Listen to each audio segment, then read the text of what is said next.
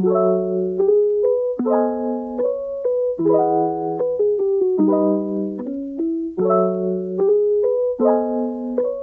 peninggalan ayahnya. Laras merupakan siswi yang pindah dari Jogja mengikuti ayahnya bertugas. Ia adalah siswi yang pintar, selalu mendapatkan juara kelas dan olimpiade lainnya.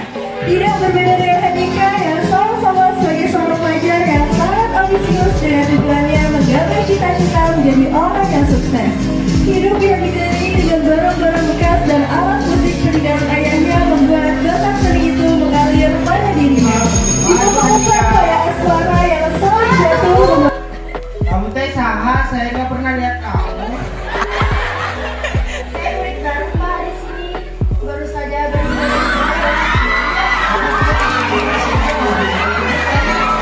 Baru buat yoga ya? Kamu sudah bingung, kamu sudah bingung. Iya, aku sedang mencari belajar satu. Apakah kau boleh menunjukkan untukku? Saya kecuali suaraku cantik. Aduh. Aduh, udah deh yo, masih pagi, jangan berisik. Jangan marah dulu dong. Lihat nih, aku udah jadi cantik dari Jogja. Kadarlah suara heboh berakhir Laras dan memuji kecantikannya. Terdengar hentakan sepatu dari luar kelas. Tidak salah, itu adalah Pak Harsa, wali kelas 3 IPS 1. Selamat pagi anak-anak. Wah, Laras sudah tiba. Silakan memperkenalkan diri nak.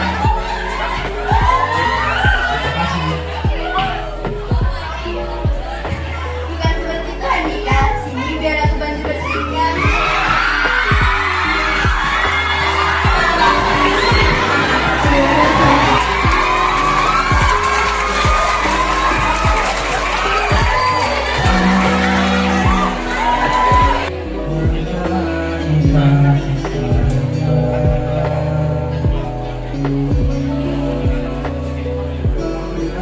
Siswi terbaik diberikan kepada Handika Wisaka dan Laras Naraswari Sasproat Mojo.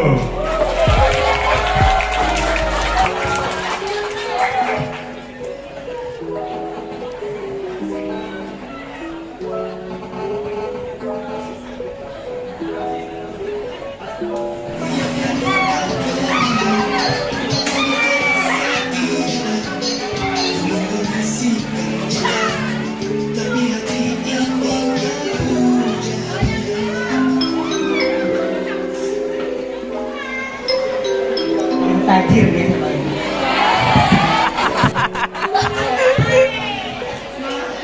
Bisa. Apa bisa? Apa bisa? Kali aku Udin. Apa bisa? Hai. Kalau aku kenalin. Aku Damian, ketua kelas paling kece di sekolah ini. Iya, apa bisa? Kenal. Iya, iya. Apa sih lu lah? Oh iya, siapa dari kamu bilang ada siswa baru ya? Makasih Pak De. Coba cantik banget. Iya. Pade, ST-nya 3, sama mereka juga 3. Oke Pade? Antri dulu dong. Cih, suka-suka gue lah, agak gue buat Kok mesra. masa lu? Cek, kayak belum tahu gue aja. Ada Risa. Hai. Iya, halo. Ya udah Pade, karena ada Risa, mereka aja duluan. Ya sana, gak usah balik dulu, gak apa-apa. Oke, boleh. Makasih, Pak De.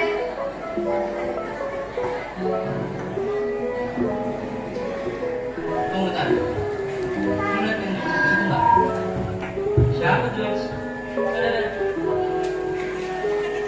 Dita. Dengar ya, apa Udin? Ini nih daerah kekuasaan kami. Lu berani banget duduk sini cari perhatian lo. Hah? Apa sih?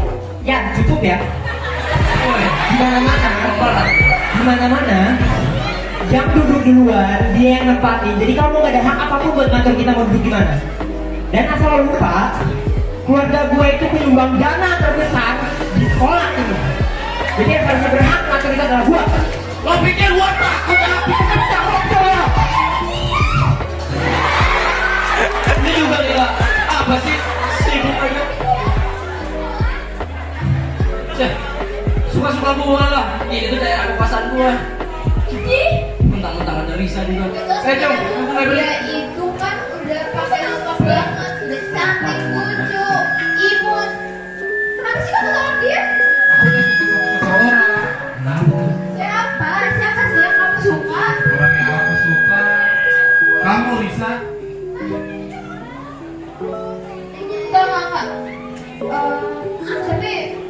Tapi sebenarnya aku sukanya sama Udin.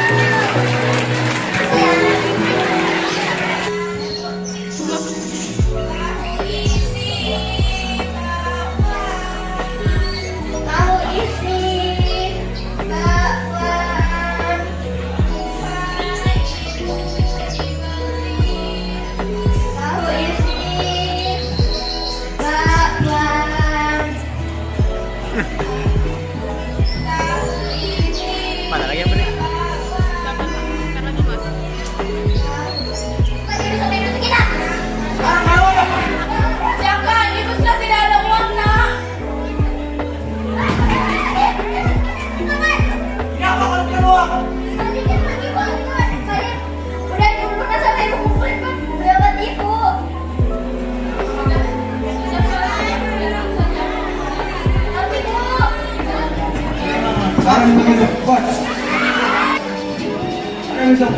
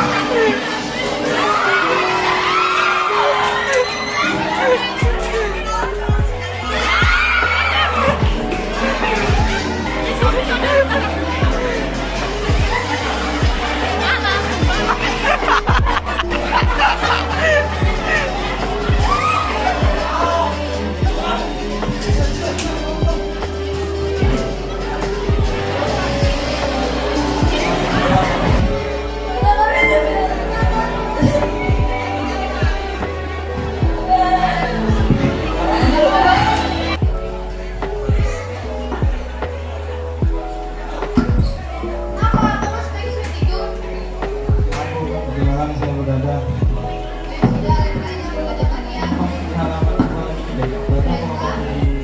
Dalam kelas kayak selalu bahas masa depan terus bikin tekan. Kayak semua orang tuh butuh kita ini buat jadi orang penting. Memang, tapi sebenarnya aku senang karena itu membuat lebih seru sama masa depan. Aku juga, kita bisa mulai bekerja keras sekarang supaya bisa bermanfaat untuk banyak orang. Iya, tapi kita bisa tidak. Selamat pagi ya, anak-anak. Pagi, Pak. Saya dengar. Bapak, kita belum disuruh duduk. Ya ini Bapak suka lupa. Silakan semuanya duduk. Maaf ya, santai. Saya dengar kalian sedang membahas cita-cita. Pendidikan adalah kunci untuk membuka peluang. Apakah ada yang merasa pendidikan bukan untuk mereka? Pak, ya Fajar. Teman saya punya pertanyaan tentang masa depan tentang pendidikan. Tetapi dia lagi tidak di sini Pak, karena kemarin dia kena musibah kecelakaan. Tapi dia punya banyak pertanyaan ya Pak. Boleh saya izin untuk Jujur, masa depan harus baik. Boleh, saya silakan. Jangan pernah menyerah untuk mencapainya. Maka cita-cita kita pasti akan terwujud. Banyak tokoh besar yang dulunya merasa ragu, namun mereka terus mencoba. Dari mereka kita belajar bahwa ketekunan adalah sebuah kunci. Pendidikan bukan hanya tentang belajar di kelas, tapi bagaimana kita bisa berpikir kreatif dan kritis. Duh, kok nilaiku jelek banget sih? Hah? Serius, Ruth? Nah, kok bisa, Ruth? Kamu nggak belajar ya? Iya, kemarin aku nggak sempat belajar karena banyak pikiran. Aduh, Ruth, kalau kamu ada masalah, coba cerita ke kita. Siapa tahu kita bisa bantu. Kamu ini ya, anak bodoh, tidak berguna. Ibu berharap bisa jadi lebih pintar, tapi apa? Gunanya dari itu apa? Kenapa kamu tidak sempat melakukan Siti yang penasaran akhirnya menghampiri ibu. Mana punya kertasnya? Lihat Lena, kamu bahkan gak bisa dapat nilai layak. Malu-maluin banget. Anak bodoh kayak kamu ini emang gak ada gunanya. Bu, aku sudah berusaha semaksimal mungkin. Berusaha apa? Hah? Usaha kamu itu dosa sia. Dasar anak tahu diri. Tuh, selalu aja yang lakukan kesalahan. Cacat, tambah bodoh lagi.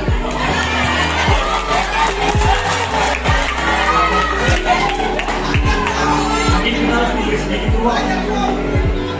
Dia masih belajar. Belajar, sudah kan udah belajar. Ibu merasa menyesal karena anak cacat bodoh kayak gini. Sambil beranjak pergi menuju Aku memang benar ya, aku yang ada di Ratna dan Diana sedang asik berbincang di kursi taman. Lalu tidak sengaja mereka melihat Rudy berjalan dengan wajah murung. Tanpa pikir panjang, mereka mengajak Rudy untuk bergabung bersama mereka. Ruth, sini Ruth.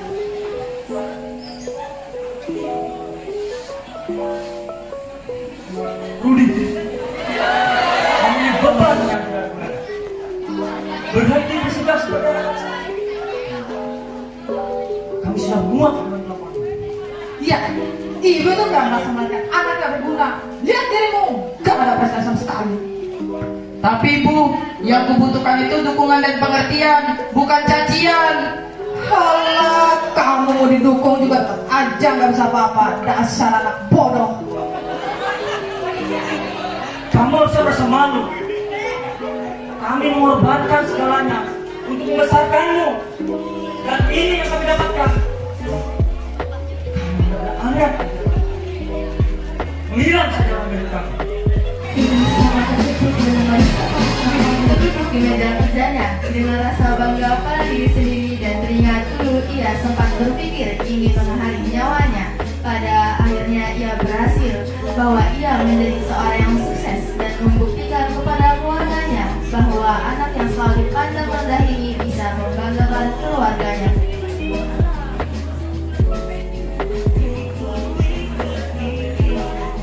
Assalamualaikum warahmatullahi wabarakatuh. Salam Om Swastiastu, nama budaya, salam kebajikan, salam sejahtera bagi kita semua.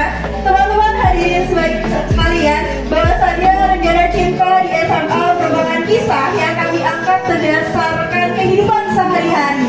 Rencana sendiri merupakan suatu situasi di mana kita seringkali menghadapi berbagai konflik yang berliku yang naik turun. Ini mengajarkan kita bahwa dukungan internal dan tekad yang kuat jauh lebih penting daripada opini negatif dari orang lain. Dan setiap individu memiliki potensi untuk mengubah nasibnya meski dihadapkan dengan kesulitan. Rudy percaya bahwa di balik beratnya perjalanan terselip arti hebatnya seseorang.